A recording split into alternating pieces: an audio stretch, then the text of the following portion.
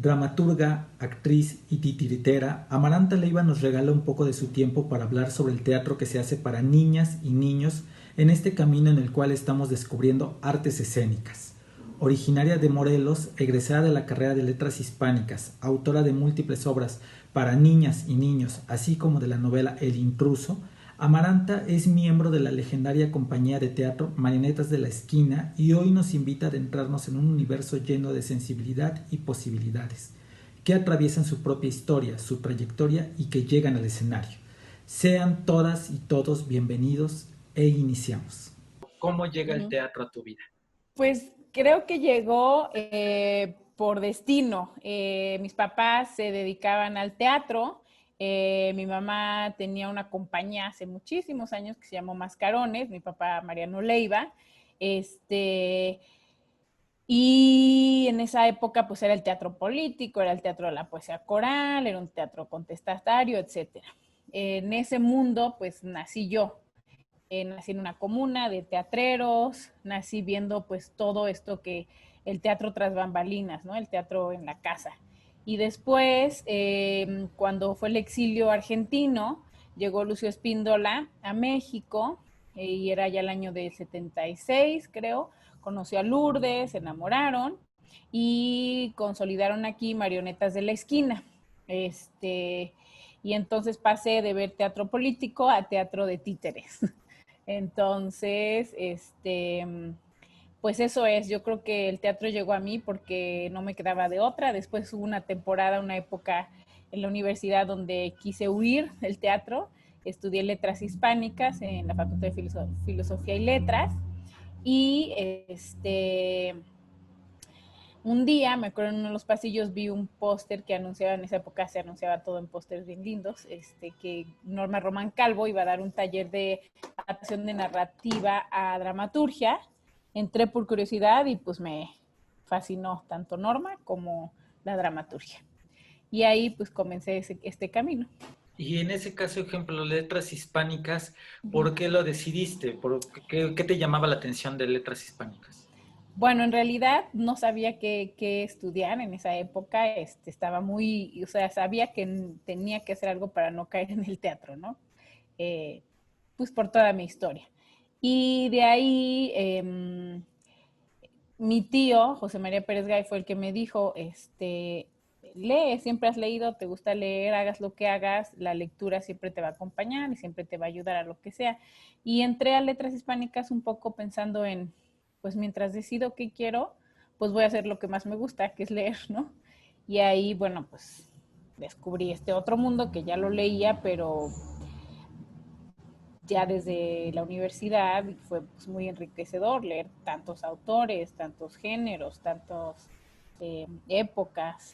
Eh, y por eso Letras Hispánicas creo que eso fue lo que me dejó, además de grandes amigos. Y bueno, esta cosa de ir preguntándome, ¿no? ¿Qué quiero? ¿De qué quiero hablar? ¿De qué quieren hablar todos estos autores? Después todo esto lo completé, me fui 2 años al Centro de Capacitación de Escritores de Televisa, que todavía existía, y todavía estaba Argüelles, de maestro, Benjamín Can, etcétera. Y ahí ese sí fue el laboratorio de escritura, porque fueron 2 años intensos de vivía sentada escribiendo, escribiendo, ¿no? Que esa era pues, la formación de esta escuela, que fue muy, muy, muy rica, porque fue pura talacha, ¿no? Y después conocí a Susan Levo, me fui a Canadá a trabajar con ella, a estudiar con ella, porque sí me pasaba mucho que todas mis historias iban delineadas hacia la infancia, hacia personajes, a niñas, a niños, a los que lo que les pasaba a ellos. Y me acuerdo que Argüelles decía, no, no, no, las historias de niño, qué flojera, ¿no? Entonces yo decía, pues, ¿de dónde voy a ubicar esto de lo que quiero hablar? Y bueno, pues ahí fue que en ese momento justo conocí a Susan y pues ya me lancé a escribir y a decir, bueno, pues este puede ser mi oficio, voy a ver si se puede. Y un poco lo que le digo a muchos de mis alumnos, que cuando encuentras la puerta de lo que te gusta, pues se van a ir abriendo otras, ¿no? Y en este caso, ejemplo, ahorita ya que te vas acercando a la escritura para niños, Uh -huh. ¿cómo fue tu infancia? loca. Pues yo creo que fue una infancia, fue mi infancia, un poco inusual respecto a las infancias que estamos acostumbrados a ver en eh, las infancias rosas, ¿no? Que creemos que son las infancias. Creo que todas las infancias son únicas, sí, hay caminos comunes, hay muchas emociones, hay los mismos escenarios, la escuela, la casa, el parque, etcétera, ¿no?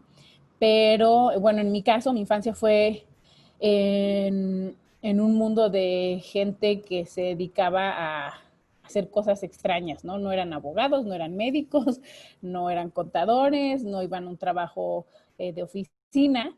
Vivíamos primero en una casa gigantesca, gigantesca en Cuernavaca, que era una comuna, y ahí, pues, lleno de cuartos, una alberca enorme, y pues todos los niños dormíamos en un cuarto. Era el cuarto de los niños. En la noche veía sombras, yo no sabía qué eran, si eran fantasmas o qué. Después aprendí lo que era, que eran los adultos moviéndose de noche. Y eso justamente es una novela que estoy escribiendo en este momento, todo ese mundo de la infancia, porque lo que fue muy bonito de esa casa, ya a la distancia, es que fue una casa donde pasaron pues muchas de las ideologías del siglo XX, ¿no? Eh, y eso, verlo de primera mano, ver a Pablo Milanés ahí, ver a todos estos personajes que pasaban, que se quedaban, que iban y venían, estuvieron pues todo el exilio uruguayo, argentino, chileno, vinieron cubanos, los chicanos con su apertura sexual, eh, españoles, etcétera, ¿no? Todo fue pasando por allí y bueno, yo vi cuando fue cambiando los ideales del socialismo y comunismo que se transformaron en mexicanismo, etcétera, ¿no? Como todo eso desde el punto de vista de los niños fue lo que enriquecedor por un lado, como experiencia de vida, pero también era un mundo de adultos, ¿no? Donde los niños tenían que ir sorteando eso y decidiendo y cuidándose, ¿no? Cuidándonos entre nosotros, porque no había la visión del adulto, el adulto que cuidaba a los niños, ¿no?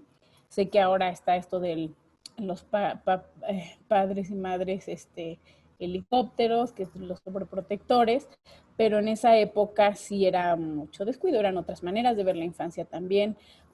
Ahí es cuando Lucio y Lourdes nos fuimos a otro espacio, a otra casa, y pues cambió, ¿no? Porque me acuerdo que Lucio decía mucho, esta no es una casa para niños, ¿no? Y en este Esa caso, es mi eso casa. fue lo que fue ya justamente transformando tu visión también de la propia infancia. Sí, sí, siempre cuando me preguntan que por qué escribo a los niños, un poco creo que empecé a escribir porque se me quedaron muchas preguntas, ¿no? Preguntas que no había tiempo de responder de los adultos, preguntas que yo me hacía, preguntas que se quedaron allí volando, ¿no? Y obras de teatro para adultos, obras de teatro para niños que no me completaban ni me acompañaban en esa búsqueda de quién era yo, ¿no? Quién eran mis amigos, quién era mi hermano, etcétera, ¿no? Entonces yo decía, pues es que nosotros vivimos de esta manera, somos de esta forma, esta obra que estoy viendo pues no me está diciendo absolutamente nada, ¿no? Y yo creo que por eso uno de mis asuntos a explorar constantemente es la identidad en la infancia, ¿no? O en las infancias, porque sí creo que no hay una infancia, hay muchísimas infancias, hoy en día hay muchas infancias y no son las mismas que hace 10 años, que hace 5 años y que siempre hay, o sea, cada niño es una historia de vida, ¿no? ¿Y en algún momento pensaste hacer obras para un público adulto o si hay tuyas o todas fueron siempre pensadas para niños? Pues en Televisa tuve que hacer muchos intentos de adultos. En esa época no me interesaban los problemas de adultos, los asuntos de adultos, se me hacían muy aburridos. Todavía necesitaba explorar ese mundo de la infancia, ¿no? Hoy estoy escribiendo un texto para adultos, justamente. Tengo uno también de adultos que todavía no lo montamos, con títeres, pero también ha dependido, creo que también en mi caso depende del momento que estoy viviendo, ¿no? Y sí, justo, bueno, pues ahora con toda la pandemia y demás, de pronto algo saltó que mis personajes se volvieron adultos y no es, en mi caso no es forzar y decir, tengo que ser adultos o tengo que ser niños.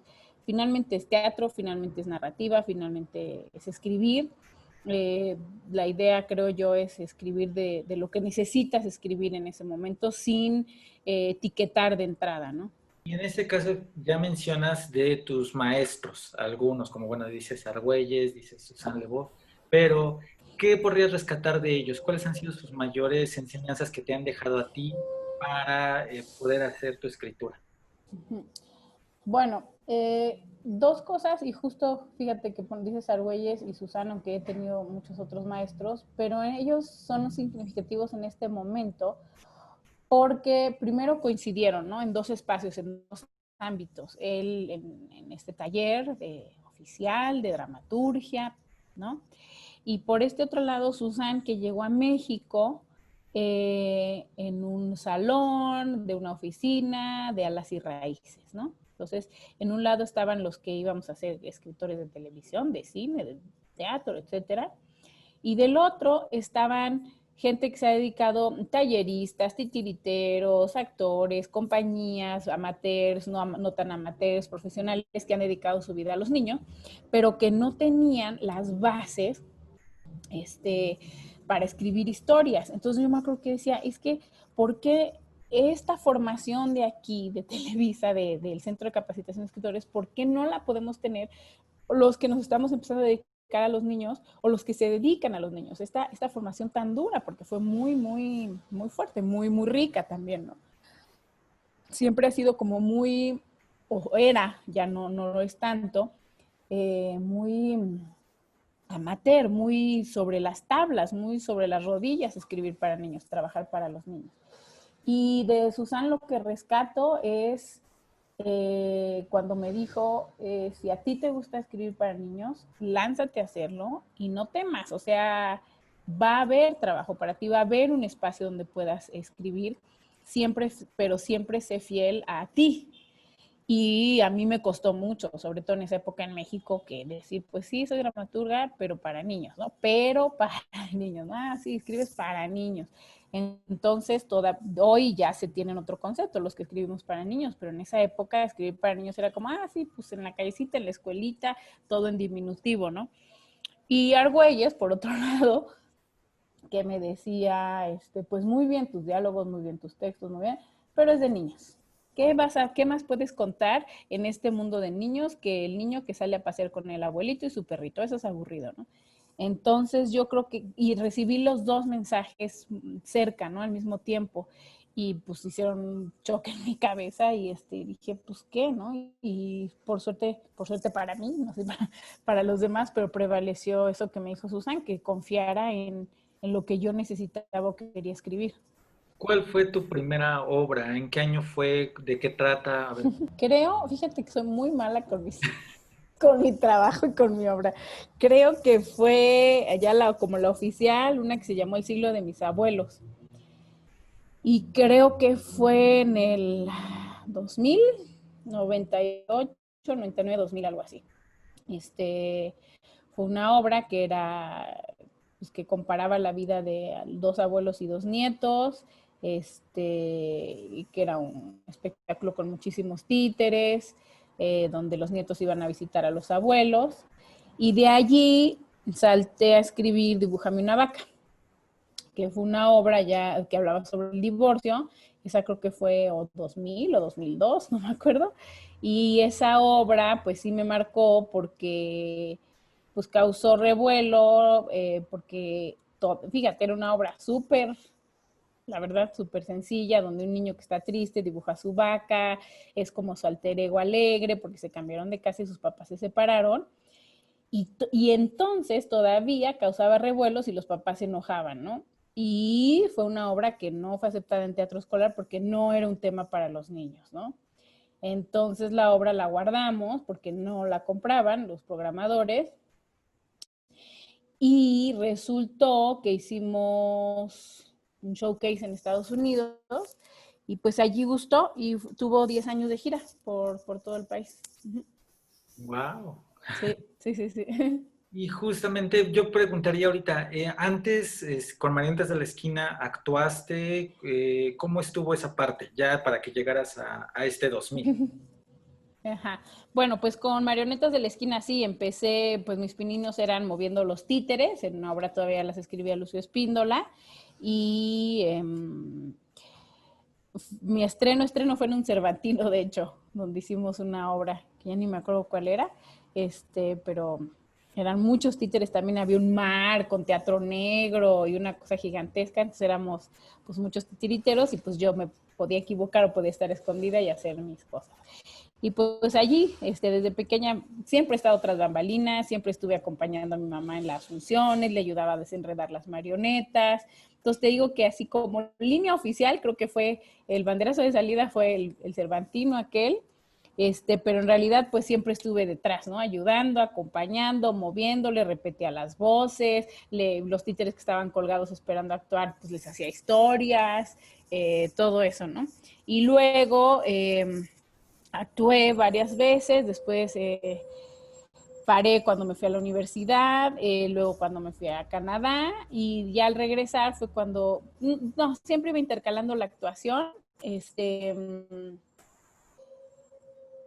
El siglo de mis abuelos ya lo actué yo, luego hicimos un programa de televisión y eso ya fue como el fuerte porque pues eran grabaciones y grabaciones todos los días, yo escribía los guiones, estábamos trabajando con Jorge Prior y pues sí, fueron como 2 años intensos de escribir y actuar. Y digamos que ahí ya pues me consolidé y dije, pues ya, me quedo aquí. ¿Cómo has visto la transición del 2000, 98, 99, 2000, que sale tu primera obra, a ahorita 2020?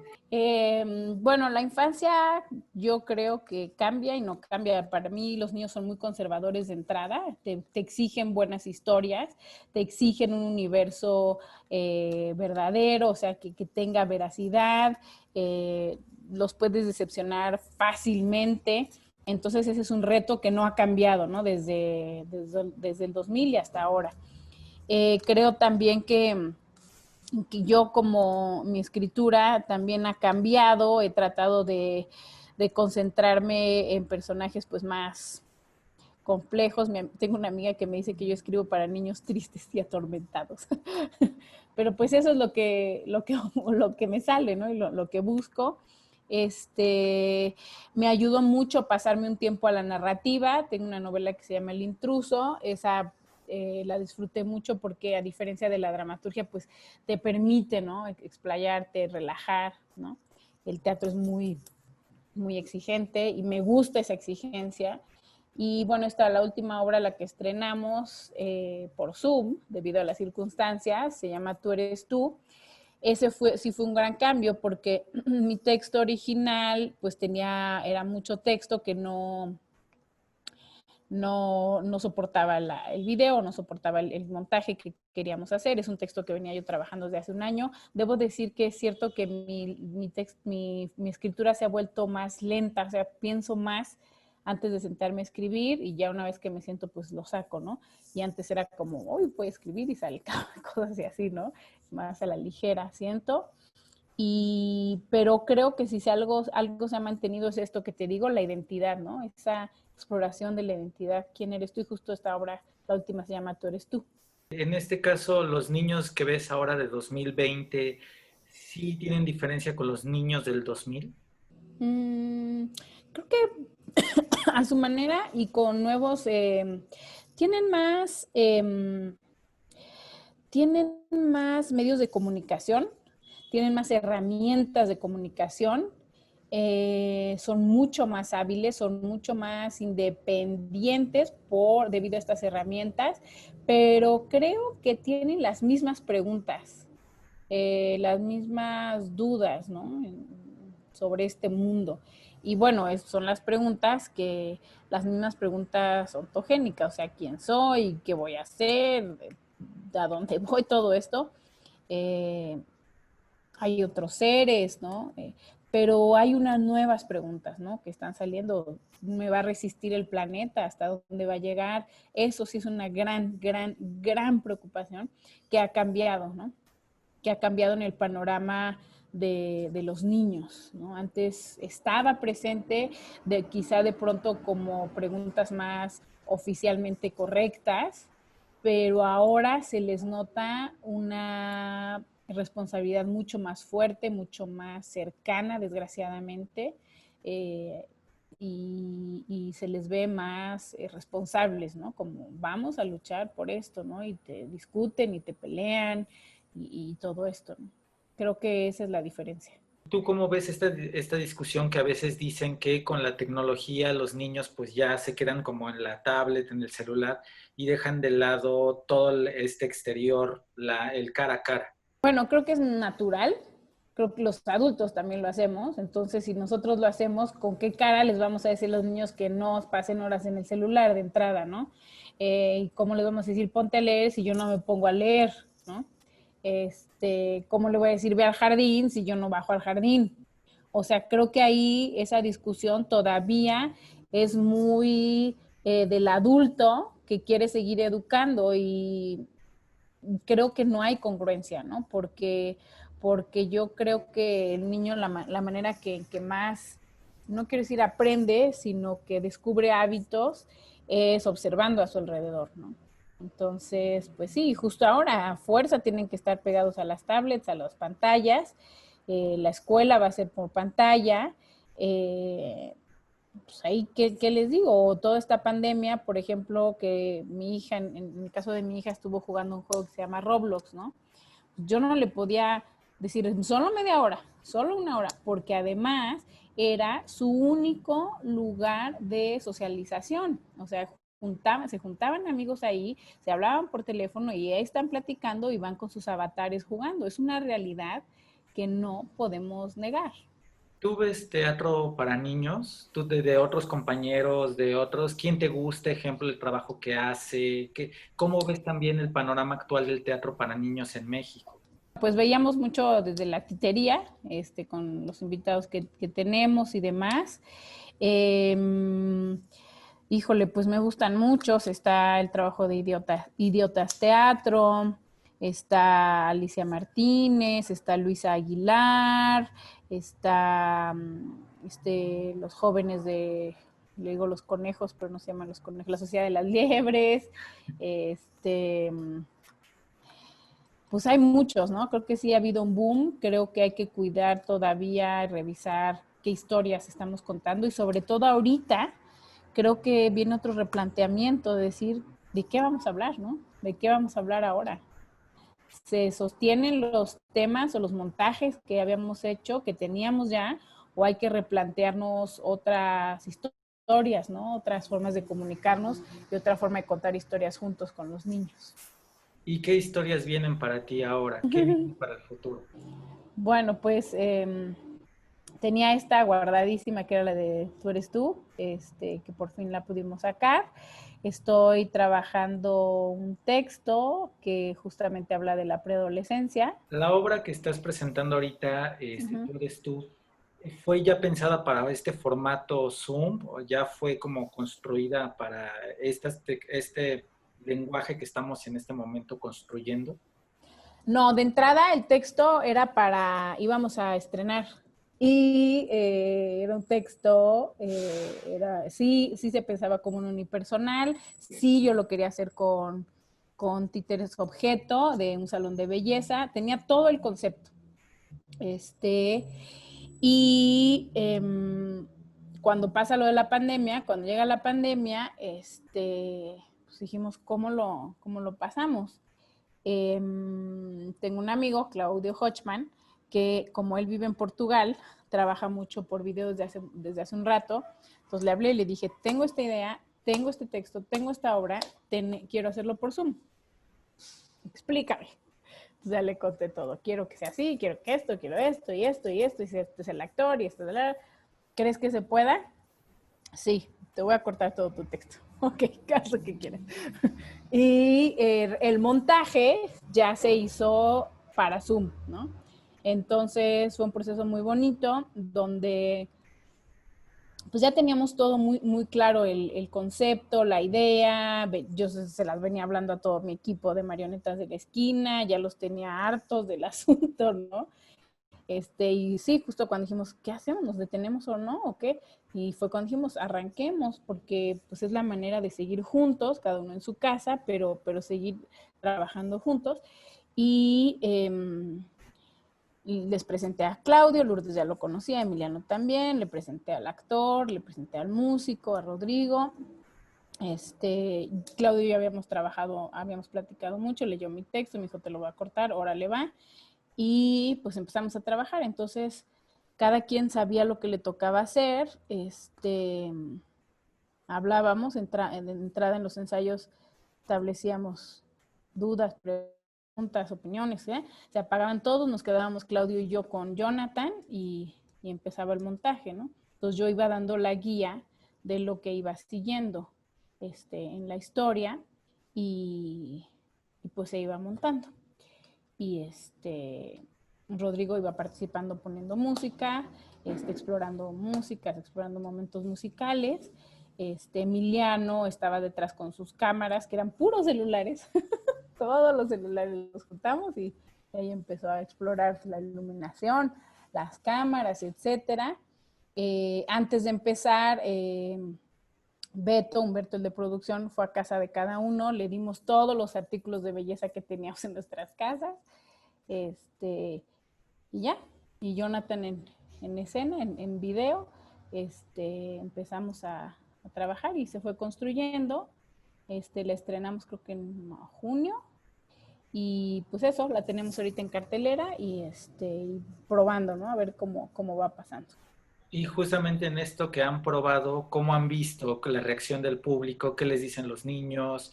Este, ¿Qué posibilidades ves tú en este lenguaje de videoteatro? No sabemos todavía bien cómo llamarle, puede existir positivamente. Mira, primero debo decirte que es la obra que menos niños la han visto. Todas nuestras obras son muy vistas por niñas y niños, ¿no? Y esta obra es a la que menos niños han entrado. No sé si es el Zoom, no sé si es el formato, no sé si es el tema.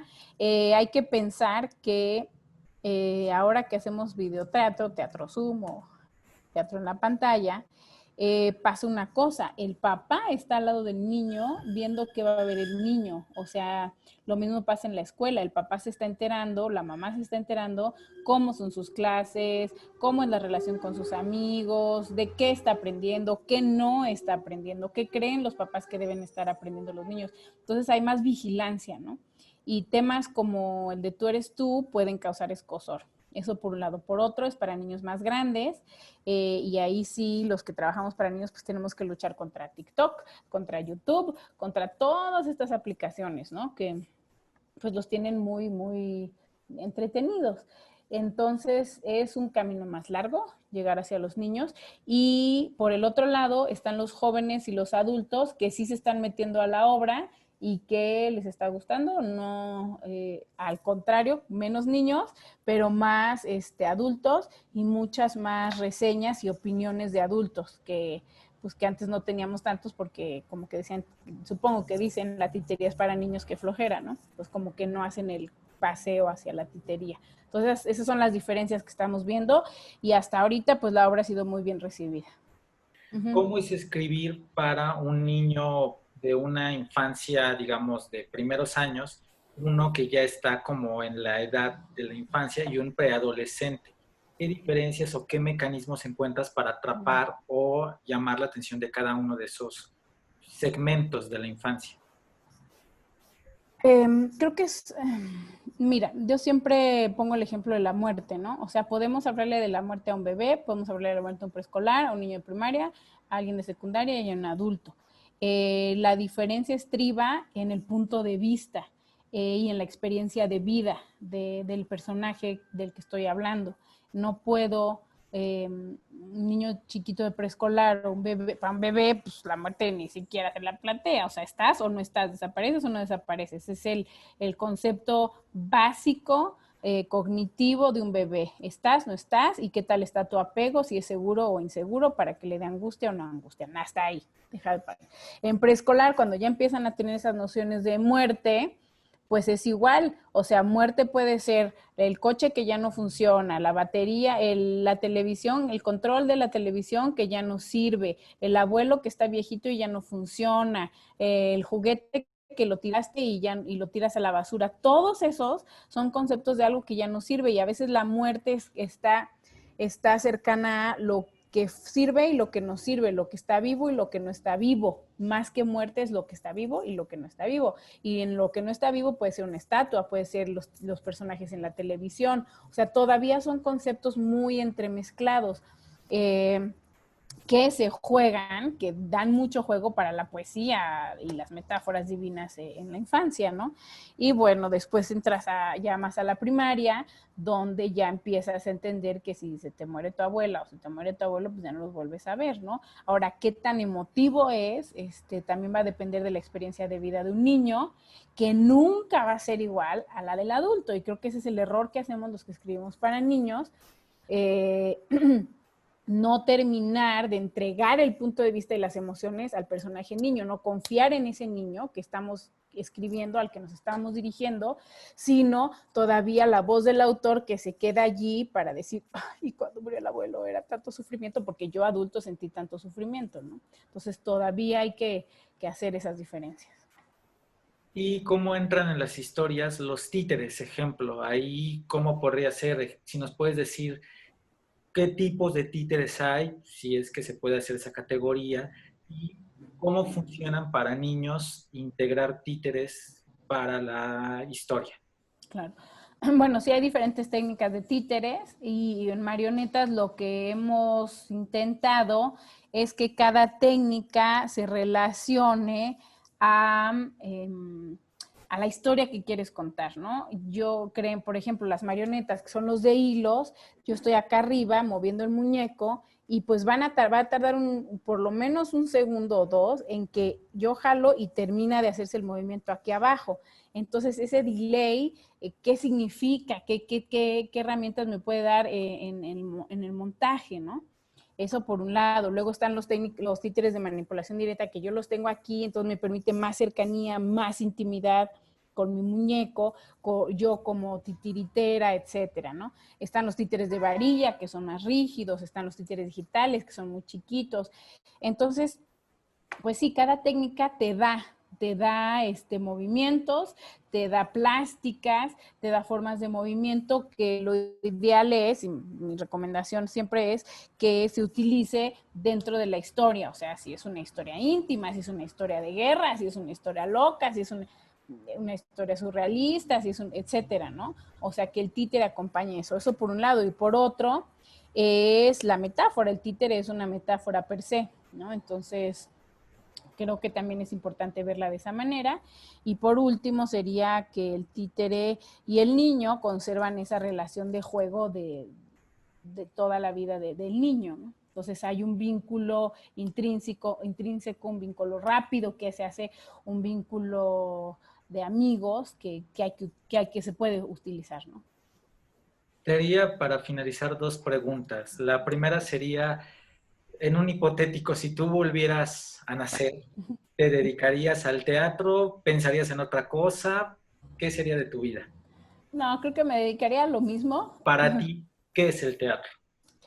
Ups, pues es mi vida, es una forma de vida, es una forma de estar con los niños también y es una forma de expresarme.